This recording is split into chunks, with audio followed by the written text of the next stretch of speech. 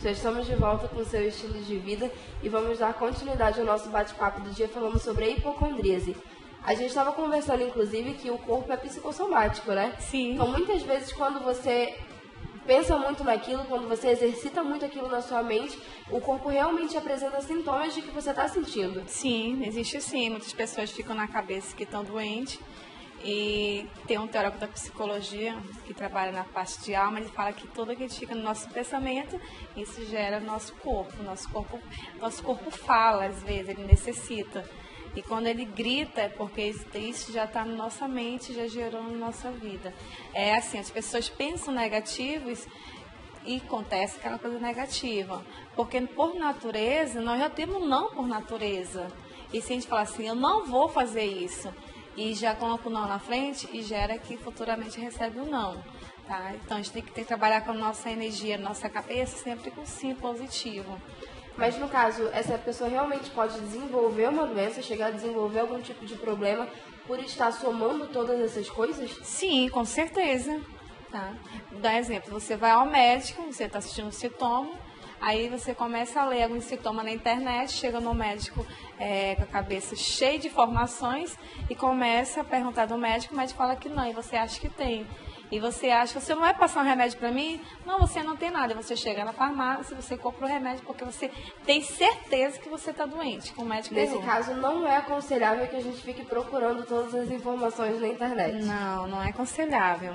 Tem pessoas que vão no médico na segunda, na terça, vai no mesmo especialista, vai em outro, aí ele fala que todos estão errados, que ela está certo porque ela pesquisou na internet que ela tem aquela doença. Isso não seria também uma questão de confiança?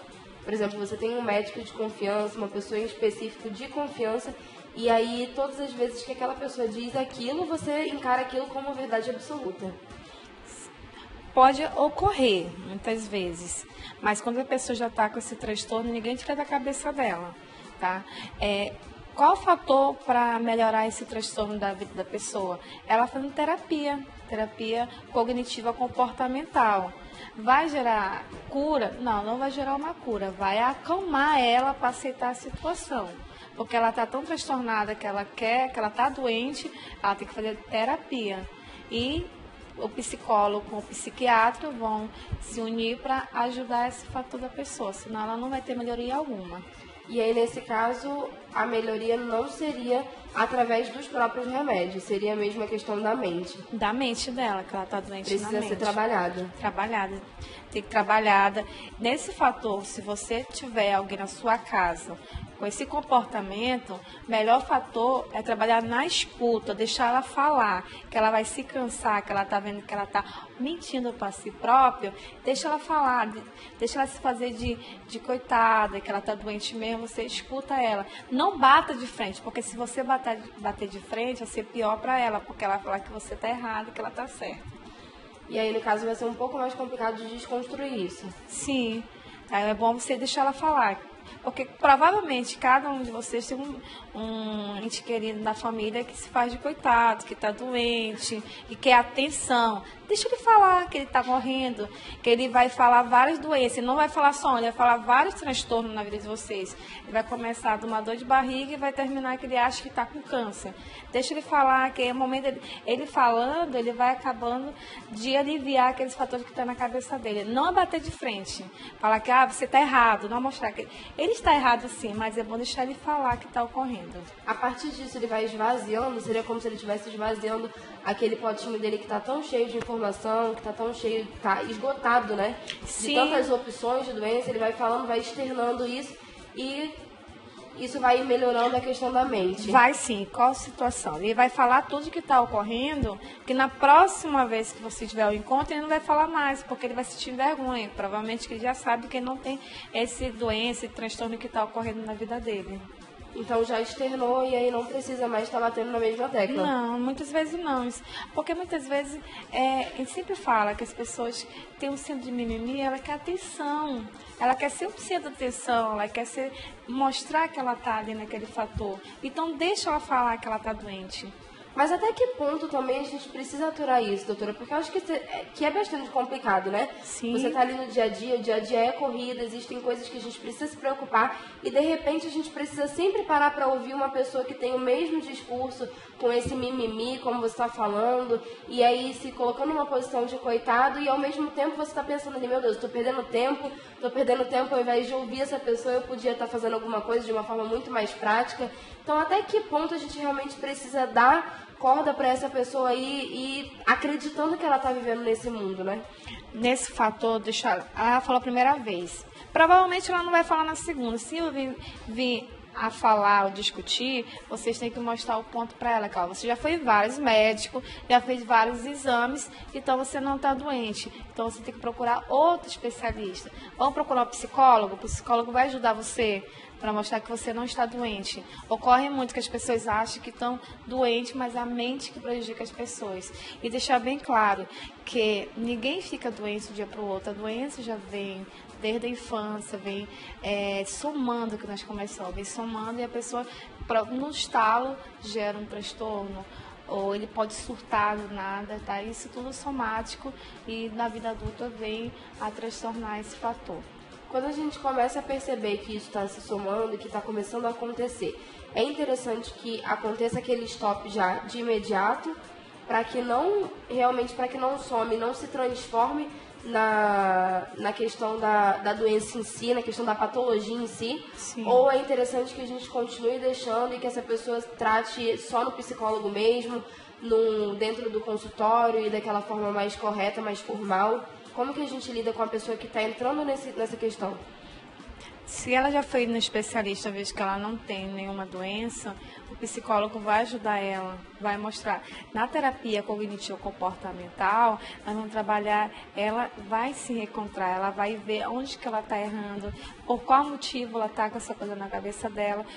Algum trauma veio do passado que está afetando ela no presente. E o psicólogo vai melhorar o comportamento dela em si. Mas o psicólogo, para melhorar o comportamento dela, ela tem que primeiro aceitar o que está ocorrendo.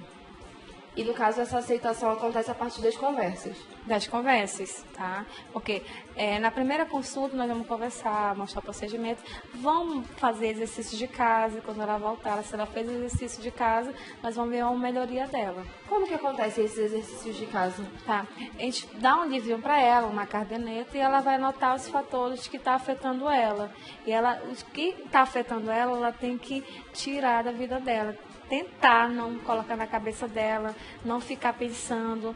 Isso é um exercício que o psicólogo faz com a pessoa.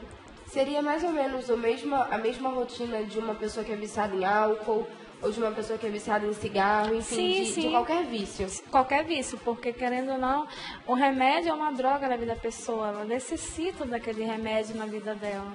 Tá? Muitas vezes ela nem precisa, mas necessita. Tem uma história que um médico fez umas cápsulas de açúcar e deu para a quantidade de pessoas informando que tinha uma reação. E tão da mente da pessoa, ela começaram a falar que estava sentindo várias reações, mas era uma cápsula de açúcar. Tá? Ele estava testando como é que a mente do ser humano trabalha. Eu lembro, inclusive, que quando a gente era mais novo, quando juntavam todos os primos e todo mundo ia brincar e tudo, aí sempre tinha um que começava, né? Ai, tia, eu tô com dor de cabeça. Normalmente era minha mãe que cuidava da gente quando tava todo mundo junto. Tia, eu tô com dor de cabeça, minha cabeça não para de doer. E aí tinham esses remedinhos, essas balinhas, né, que eram em formato de remédio. Aí minha mãe falava, meu filho, tá com dor de cabeça? Então vem cá, que a tia vai te dar um remedinho que vai passar na hora. E aí dava aquela bala. Ai, tia, tem um gostinho, porque é de criança, é pra criança, então tem um gostinho diferente, tem um gostinho doce. E aí a pessoa tomava, né, os meus primos, a criança da vez tomava, e aí daí a 2 horas não tinha mais dor de cabeça. Daí a minha mãe dizia que ela sabia quando era verdade, quando não era, quando era só alguma coisa que a gente estava pensando, a partir disso, né, se achasse que passava por causa do remédio que tinha tomado, não existia nenhuma dor, porque o remédio não era remédio. Mas se persistisse dizendo que estava realmente com dor, então ela já sabia que tinha que tomar uma medida um pouco maior. Isso. Eu posso dar exemplo para você. As pessoas que vêm de fora para Manaus tomar o tacacá, elas já vêm na mente, informando que o tacacá deixa a língua dormente. Né? Isso já vem na mente. E quem quem é de Balá já conhece, que depende de pessoas para pessoas, se fica dormente, é jambu a folha, né? É jambu. E as pessoas lá de fora já vêm, começa a tomar, de primeira só o tucupi já fala, ai, minha língua já está dormente, nem mastigou. Por isso que eu falo, isso muitas vezes é da mente da pessoa. E eu realmente achava que adormecia de qualquer forma. Então, no caso, é só se mastigar que adormece. Isso, mastigar a folha de jambu adormece. E realmente a nossa mente já está programada mesmo para acreditar naquilo que a gente escuta muitas vezes, né? Sim, às vezes a mente da pessoa prejudica o desenvolvimento dela. Sempre fala, a outra pessoa ela tem um ato de dominar a mente da outra, de prejudicar. Um ambiente de fofoca, se essa pessoa tiver uma mente fraca, ela se prejudica também, porque ela começa a escutar todo mundo. Nossa mente é fascinante. Como que a gente faz para ter uma mente forte, para ter uma mente suficiente ou autossuficiente, digamos assim, que não se deixa levar por outra ou que não se deixa levar por ela mesma, né? Porque muitas vezes quando o hipocondríaco se torna hipocondríaco é por uma questão que ele mesmo fez, que ele mesmo permitiu a personalidade que acontecesse. Dele. Muitas vezes é a personalidade da pessoa. Você tem sua personalidade, você tem seu caráter, você tem sua sensação, sua percepção, tá? Pois cada um de nós aqui tem uma inteligência diferenciada. Então, se você se conhece, você tem uma percepção de si próprio, você sabe o seu caráter, você sabe sua cultura. Então, decorrer não importa o que a pessoa fala, deixa de falar, porque você se conhece. Primeiro você tem que se conhecer. Tá, porque aquela pessoa que não se conhece a si própria, qualquer fofoquinha, qualquer conversinha, ela se cai, começa a adoecer, porque a fulana está achando que é dela, deixa que é dela.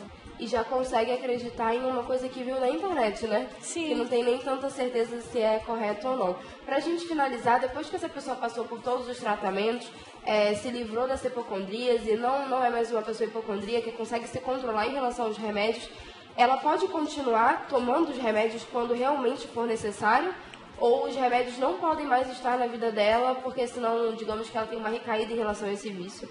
Pode sim, continuar tomando normalmente, porque como ela está tendo acompanhamento psicológico e psiquiátrico, ela vai tomar normalmente, mas ela vai ter um autocontrole, ela vai saber por qual motivo ela está tomando, por qual necessidade ela vai estar tomando. Ela já está mais controlada nesses fatores. Muito obrigada pela sua participação, agradeço por ter aceitado o nosso convite, agradeço também por estar aqui já na reta final, né? Desejo um Feliz Natal, uma feliz passagem de ano para você, que o seu próximo ano seja muito leve e sem nada de psicossomático aí na sua mente, te atrapalhando em relação a todos os seus objetivos e a tudo que você quer conquistar aí no próximo ano. Tá, muito obrigada, Feliz Natal para todo mundo que está aqui na sala, tá? Muito obrigada. Nós vamos para um breve intervalo, daqui a pouquinho a gente está de volta. Você continua aí, porque ainda tem muita coisa para rolar no estilo de vida de hoje.